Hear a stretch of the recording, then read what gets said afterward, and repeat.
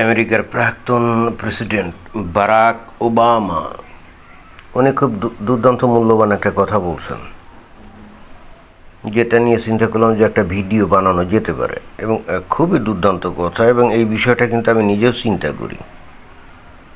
তো কী কথা উনি বলছেন? উনি বলেছেন যে ওবামা বিশ্বের 80% সমস্যার জন্য ক্ষমতা আঁকড়ে থাকা এবং তা ছাড়তে না চাওয়া বৃদ্ধদের দায়ী করেছেন। দুর্দান্ত কথা, তাই না?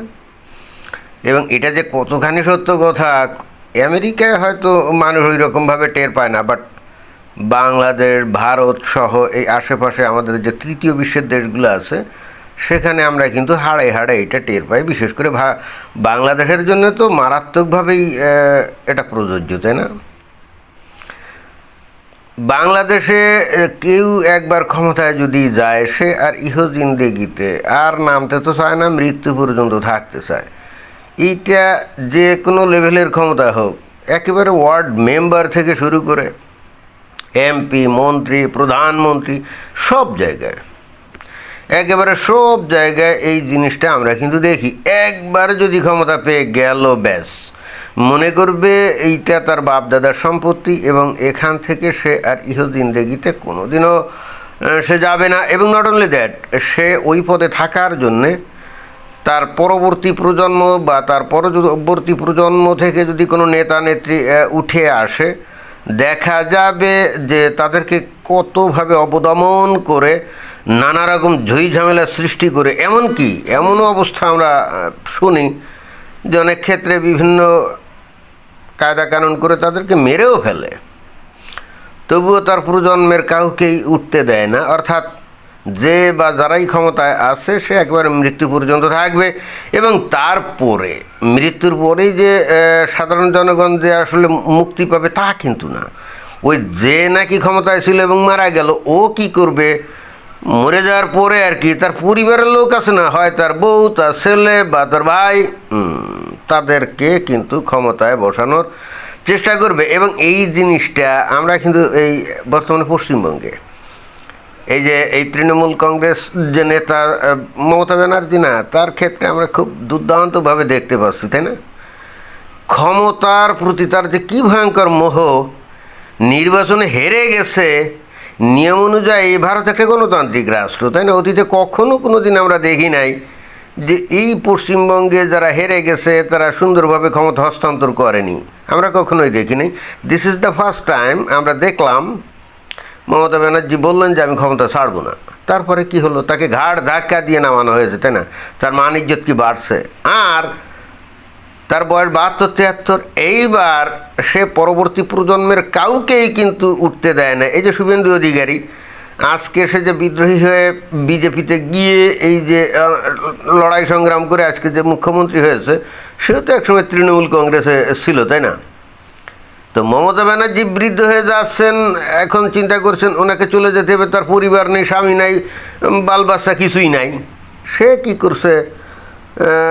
কি করছে তার ভাইয়ের ছেলে এই যে অভিষেক, যার নাকি রাজনীতিবিদ হওয়ার ন্যূনতম কোনো যোগ্যতা নাই এবং যে আসলে একটা বেয়াদব ছাড়া আর কিছুই না।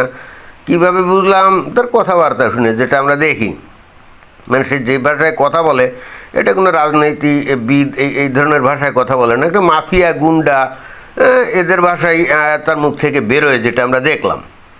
তো তাকে মুখ্যমন্ত্রী বানানোর জন্যে উড়ে বাবা, দেখেন যে তার যে সঙ্গী সাথী সব তাকে ছেড়ে চলে গেছে, তারপরও সেই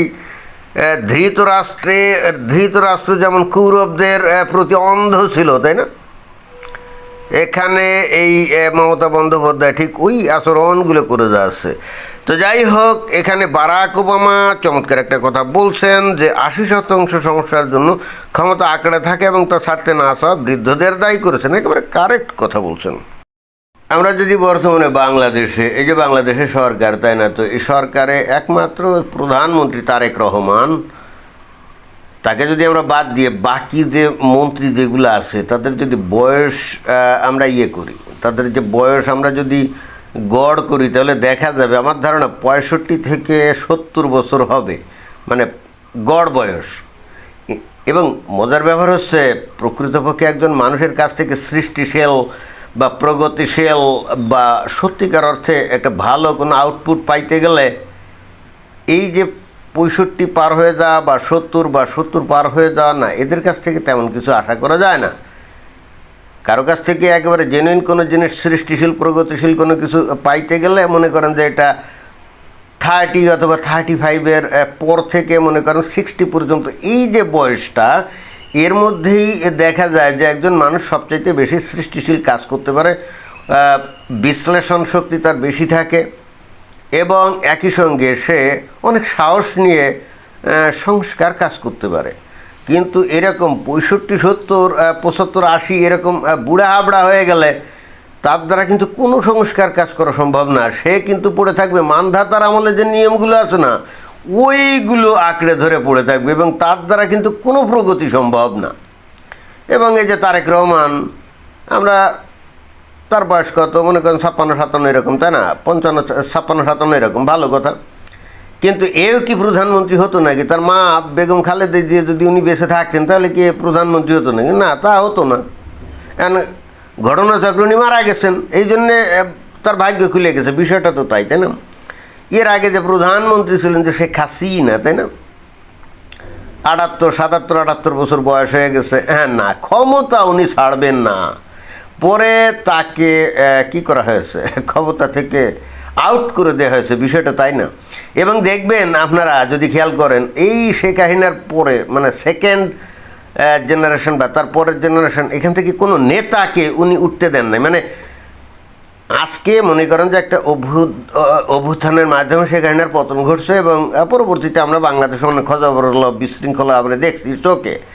বাট এই বিশৃঙ্খলা 2-4 বছর পরে এমনিতেও হতো বা 5 বছর পরে এমনিতেও হতো, কারণ শেখ হাসিনার বয়স বেড়ে যাচ্ছিল না। তো উনি তো চিরকাল বেঁচে থাকতেন না, ওনাকে তো আজকে থেকে 5-7 বছর পরে ওনাকে তো মারা যেতেই হতো। এবং যখন উনি মারা যেতেন তখনই কিন্তু বাংলাদেশে এই যে গণঅভ্যুত্থানের পরে বাংলাদেশে যে অবস্থা হয়েছে না, হুবহু এই অবস্থাটাগুলো ঘটতো। কেন ঘটতো? কারণ উনি যখন চলে যাবেন, অনুপস্থিত থাকবেন, তখন ওনার পরিবর্তে যে সেকেন্ড ম্যান যে ক্ষমতায় আসবে, তাকে এই ধরনের কোনো লোক তৈরি করা হয় নাই। এই ধরনের কোনো লোক নাই যাকে নাকি গোটা বাংলাদেশ মানবে, না, নাই। প্রধানমন্ত্রীর কথা কেন বলি, আমরা যদি এরপরে মন্ত্রী বা এমপিও আমরা দেখি, আপনারা দেখেন না যে সব বুড়া হাবড়া, তাই না?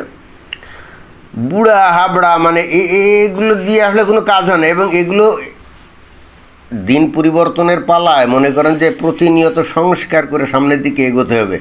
আজকে থেকে 25-30 বছর আগে যে সিচুয়েশন ছিল পৃথিবীতে, এখন তো সেটা নাই। অর্থাৎ আজকে থেকে 25-30 বছর আগে যে সিস্টেমে একটা দেশ সামনের দিকে চলতো, এখন কিন্তু পরিবর্তিত পরিস্থিতিতে পরিবর্তিতভাবে সংস্কার করে সামনের দিকে এগোতে হবে। এখন যে লোকটার বয়স 70, 75, 80, তার চিন্তা চেতনা তো সেই মানধাতার আমলে, সে তো কোনো সংস্কার করতে চাইবে না এবং তার কাছে কোনো কিছু বুঝাতে গেলেও সে বুঝবে না। যেমন এখন এই যে ইনফরমেশন টেকনোলজি বলেন, অমুক বলেন, সমুক বলেন, ডিজিটালাইজেশন বলেন, অমুক বলেন, নানা কিছু আছে। এর পরিপ্রেক্ষিতে অনেক আইন কানুন এবং অনেক সিস্টেম কিন্তু চেঞ্জ হয়ে যাবে। এখন মনে করেন যে এই যে মন্ত্রী নাকি এইগুলো দেখাশোনা করবে, তার বয়স মনে করেন 80, সে তো এগুলো সম্পর্কে কোনো আইডিয়াই নেই। তো সে না এটা চেঞ্জ করতে চাইবে এবং তাকে কিন্তু এটা বোঝানোও যাবে না যে এই ব্যাপার। এখনই কিন্তু আর মানধাতার আমলের সিস্টেম চলবে না। তো এটা তো একেবারে কঠিন একটা সমস্যা আমার কাছে মনে হয়। বারাক ওবামা সঠিক বলছে। এবং দেখবেন যে এই কারণে এই উন্নত দেশগুলোতে দেখবেন যে ধাম 35, 40, 45 বছর বয়সের লোকজন দেখবেন যে প্রধানমন্ত্রী প্রেসিডেন্ট হয়ে যায়। খোদ বারাক ওবামা নিজেই তো মনে হয় কত 42 না 43 বছর বয়সে প্রেসিডেন্ট হয়েছিল, তাই না? তো যাই হোক, বর্তমানে এই সবচাইতে বয়োবৃদ্ধ প্রেসিডেন্ট হলো কি ডোনাল্ড ট্রাম্প। কিন্তু কথা হচ্ছে এই সমস্ত দেশে এই যে 4 বছর পরে মানে অলরেডি 2 বছর পার হয়ে গেছে, আর 2 বছর পরে ডোনাল্ড ট্রাম্পকে তো যেতেই হবে। সে তো তার ছেলেরে বা সে নিজে আবার প্রেসিডেন্ট তো হতে পারবে না। এখন বাংলাদেশ বা ভারত বা পাকিস্তান এই সমস্ত দেশে তো ভাই এই ধরনের কোনো সিস্টেম নেই। যত ইচ্ছে খুশি সে নির্বাচনে দাঁড়াতে পারবে এবং সে যতদিন বেঁচে থাকবে কাউকে সে সুযোগ দিবে না। তো এইভাবে একটা দেশ সামনের দিকে চলতে পারে না। এখানে এই বাংলাদেশের সমস্যা খালি ধর্মীয় যে ধর্মান্ধতা, আসলে এটাও না, এদেশের মানুষের খাসলতও একটা বিশাল সমস্যা। ধন্যবাদ।